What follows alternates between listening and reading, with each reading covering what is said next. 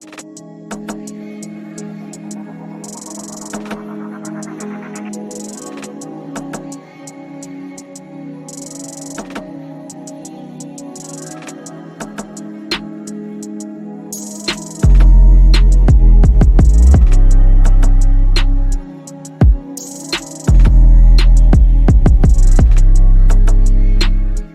right, y'all.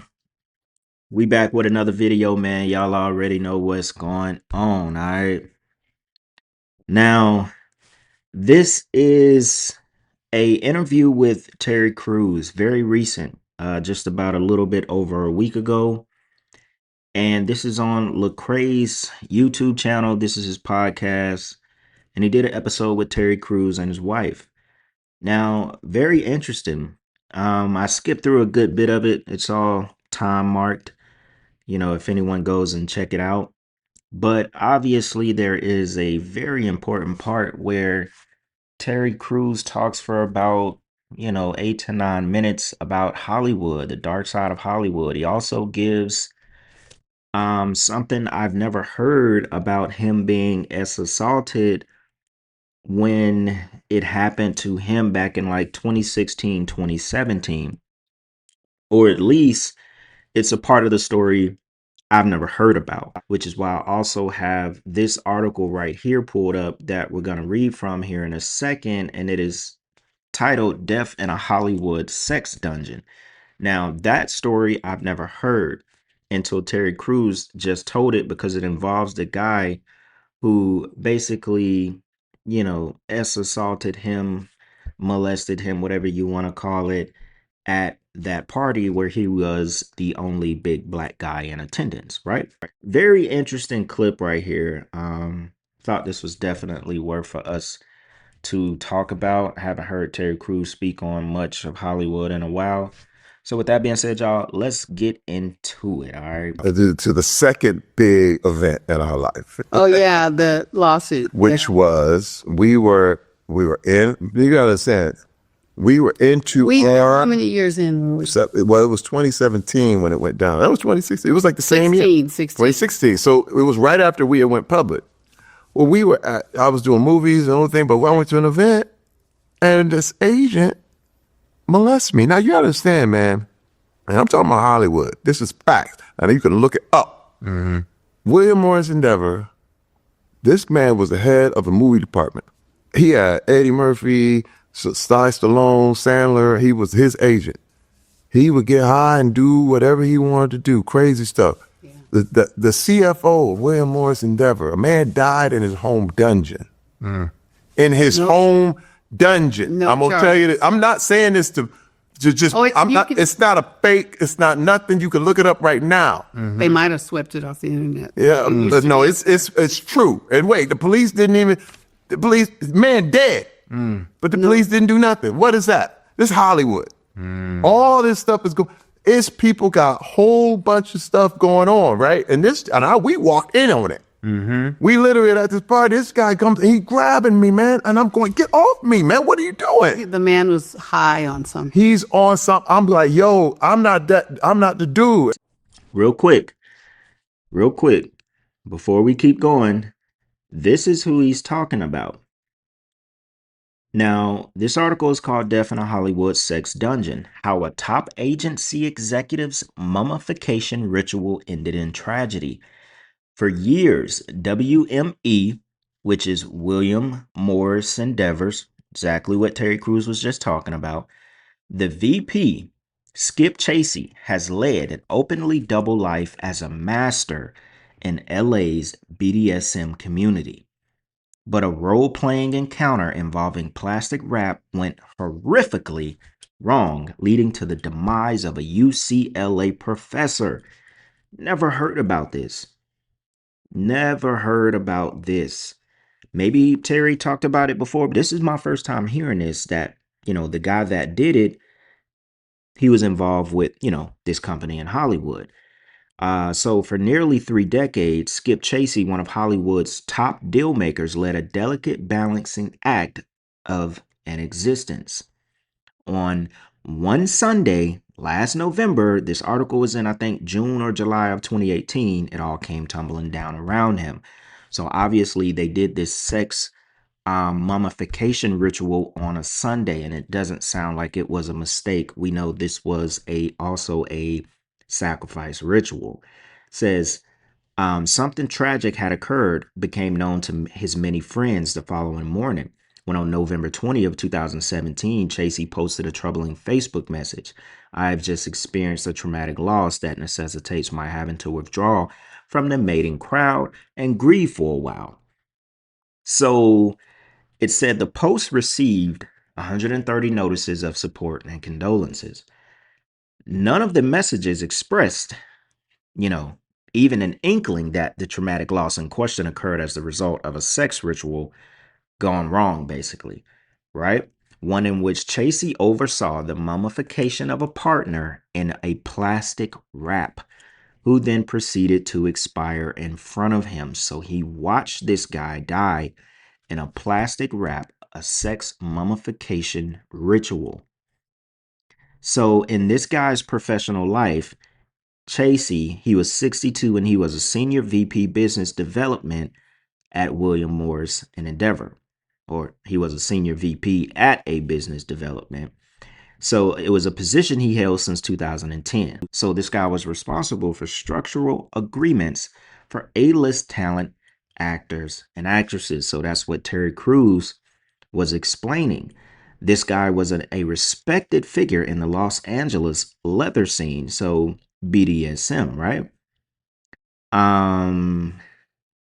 What else we got? So while his unprepossessing Midwestern looks are far from the Tom of Finland ideal, so it basically says this guy fashioned himself in, to this sick, sadistic, spiritualist, and crazy world. He was a community leader in the leather BDSM world, where he led workshops on how to merge sex and spirit, as in your spirit, right? So it sounds like a bunch of Aleister Crowley studying, because that's where they get these kind of sex magic rituals from. Pretty interesting. Never heard about this guy. So this is the guy that Terry Crews is talking about. The only black man in this whole party. Like, I'm a boy. Yes, yes. You know what I mean? Like, I am not part of that party. Fan club. Yeah. Bruh, wait. And so when he literally was like, well, I was about to kill him. But God was, listen, all this therapy. Because she had seen. See, listen, man, God was preparing us for something. Terry got in fights every year. She see me throw people over her head, okay? We were in Old Town Pasadena, and he was fighting 3 dudes at once on a Friday night. It was hundreds of people everywhere because they. But this is what happened. And this is where we talk about Hollywood and the next thing. When this happens, I'll never forget, I just felt so emasculated. And I was like, driving home, and she was like, I'm proud of you, Terry. I'm proud of you. I'm proud. She kept saying it.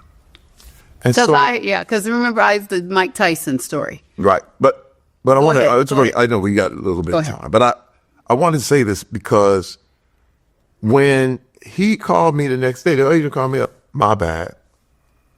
Wow. Huh? Bruh. Remember I told you? Hey, wait, if somebody tries to get your trust unconditionally, Oh, yeah. hey, man. Oh, no. You bro, My bad. that does not work. Yeah. I said, that doesn't work. I said, I have given y'all millions of dollars, and you embarrass me in that way, in front of my wife, in front of this whole thing, and you won't say, my bad? You slipped up, and that's it? And wait, and I went to the heads, I went to everybody, and they told me like, and the head of William Morris Endeavor looked at me and said, I said, bro, I can't let this happen. He said, give it your best shot. Yeah, do what you got to do. You understand how evil that is? If you tell me I work for you. When that is the thing. You telling me I'm paying you, but yet you still my slave. That's exactly what it is. you're still their big black slave, pretty much. You're owned by Hollywood and its sadistic cults. You're owned by those producers. You're owned by this company who is the middleman of getting you these multi-million dollar roles and starring in these movies that you played in, that you've participated in for a very long time in your life. I'm talking about Terry Crews. They basically told him, give it your best shot. Like he said, ain't nothing gonna happen. Sorry. He did what he did. I'm not finna say nothing to him. Go ahead if you want to. So Terry Crews, you're not gonna find too much of the symbolism with Terry Crews as far as the one eye and stuff. You'll find a couple pictures like this with the hands together. You don't find too much with Terry. What you do find that we've seen for a very long time, even as far as back, um, y'all know that movie, I think it was Next Friday, where he basically played the gay role and he was like about to jack off to Tupac in the video. They had Terry Crews be flexible for a very long time. So we also know there's 2 to 3 doors you can choose in that industry. And maybe initially Terry chose that door. Is this real or is this AI? Did he really like dress up as Snow White, or y'all let me know. Is this real? I don't know. Let me know if this is real or not. I don't know. But, Terry could have chose that door. And the reason that VP tried to touch him, or he did touch him, he tried to grab his package, is because maybe he heard down the line that Terry did what he did and he was down with it. But since the guy was high and on that shit and thinking he could just do whatever he want to do, he tried him in public. And Terry wasn't with it. I don't know. Let's see, y'all. You know what I mean? And I'm like, hey, man. So I already went public before. I said, okay. So we went public together. We went on a whole thing. You can't do this. You can't do it. Sexual assault is real. This and that. We was on Dr. Phil. We was on Today Show. We was on this. I said, and I told her, I said, you cannot. I said, hey, man, this dude. And then when I went and I did those tweets, because what happened is the Me Too movement happened. I said, this happened to me. And everybody went, what? And you understand, had I not been through what we have been through, I would have never, see, because that's the thing. Everybody wants to keep the secrets. If I had secrets, you can't talk freely. Yeah. But I was a whole person. And I said, no one can go. You got to understand how many people got off the plane, the truck, or the bus in Hollywood and got molested and sent away. And nobody believed what they were saying. No, you know what's fun? I don't mean not to cut you off, but my first foray, because I'm on the Christian side, but I'm also meandering on the mainstream side, and I have a mainstream publicist, and they're like, "Hey, we got you this song with so and so. We got this. We got this. This woman wants you on her show, but she's very attracted to you. Can you flirt with her a little bit? She's going to flirt with you. I need you to just go along with it so we can make this happen." And that was my first like, wait, this is real. So anyway. And bruh, we went and it was crazy. Everybody was like, how can Terry Crews get molested? He's giant. He's big. I was just saying, he's a big black man. Yeah. I said, hey, because you chose to not crush his head. Hey, and the thing is that even if I did, does that mean I didn't get molested? That's true. See, that's true. People want to say this, man. I started to examine it, and you have to examine it too, because I saw him and I saw this agent as another person caught in an addiction. You see, I saw it for what it was. Here's a man who had secrets he couldn't get out of. And he got all these clients and he risked it all. You understand what I mean? That's what the addiction does. You go, why would I risk this? And that's what people don't understand. The Epstein stuff, because what happens, it grows and grows. And you see the secrecy? And it grew. And it was under the carpet until the files got open and it stank. And it's nasty. And you see how rank and foul it gets because they all waited and were hoping one day, like I used to. Like literally the world was like, what is it we don't know about y'all? Now, what he's talking about is he put out an announcement that he was addicted to porn. He also was in his early life, he was raised in a Christian cult. And with the addicted to corn thing, what he's talking about recognizing addiction in somebody that tried to molest him, I mean, it's very true. It goes to the Epstein thing. It ties to a lot of stuff in life when someone constantly goes against, what it is to be a human. You constantly go against your morals. You constantly whack off. You constantly watch porn. You constantly buy sex. You constantly do these things that are literally just, you know, is tearing a piece of your soul away every single time you do it. Um, and then it gets deeper with these people who are a part of these cults in Hollywood, these sex cults, death cults. They're doing rituals, they're promoting the demonic, they're living in the demonic, they worship Satan, they do sex magic. That stuff is very foul. You become foul as a person. You at that point, you damn near have no soul. So these people, they operate differently.